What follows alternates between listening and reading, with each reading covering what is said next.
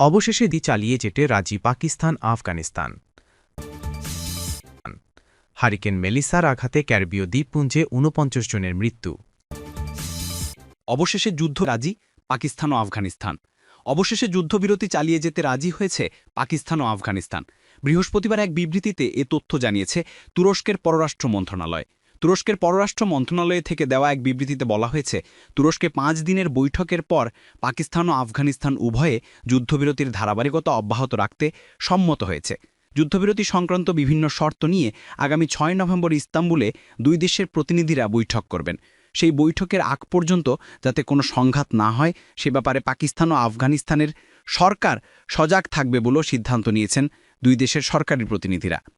পাকিস্তানের সঙ্গে আফগানিস্তানের ২৬০০ কিলোমিটার দীর্ঘ সীমান্ত রয়েছে, যা ডুরান্ড লাইন নামে পরিচিত। ২০২১ সালে আফগানিস্তানে তালেবান সরকার প্রতিষ্ঠিত হওয়ার পর থেকে দুই দেশের সম্পর্কের অবনতি শুরু হয়েছে এবং বর্তমানে তা তলানিতে ঠেকেছে। এর প্রধান কারণ পাকিস্তানের তালেবানপন্থী রাজনৈতিক গোষ্ঠী তেহরিকি তালেবান পাকিস্তান বা টিটিপি।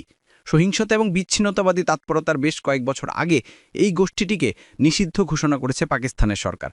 তবে তারপরও বেশ ভালোভাবে টিকে আছে গোষ্ঠীটি, তৎপরতাও চালিয়ে যাচ্ছে গোষ্ঠীটি। পাকিস্তানের উত্তর পশ্চিমাঞ্চলীয় প্রদেশ খাইবার পাখতুনখোয়া টিটিপির ঘাঁটি এলাকা। এই প্রদেশটির সঙ্গে সীমান্ত আছে আফগানিস্তানের।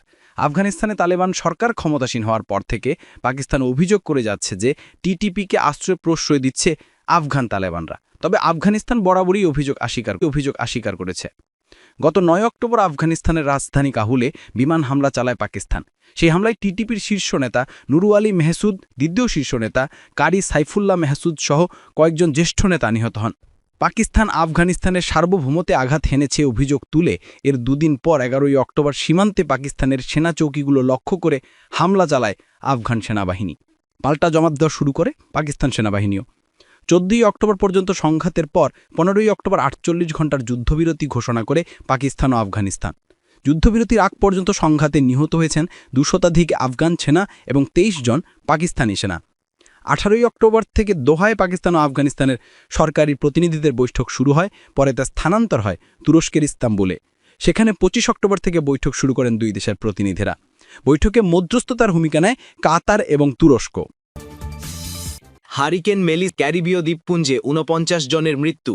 ক্যারিবীয় অঞ্চলে তাণ্ডব চালিয়ে ভয়ঙ্কর হ্যারিকেন মেলিসা অন্তত ৪৯ জনের প্রাণ কেড়েছে। গতকাল বৃহস্পতিবার পর্যন্ত পাওয়া সরকারি তথ্য অনুযায়ী হ্যারিকেনটি উত্তর আটলান্টিকে বারমুডার পাশ দিয়ে অতিক্রম করার সময় আরও শক্তি সঞ্চয় করে।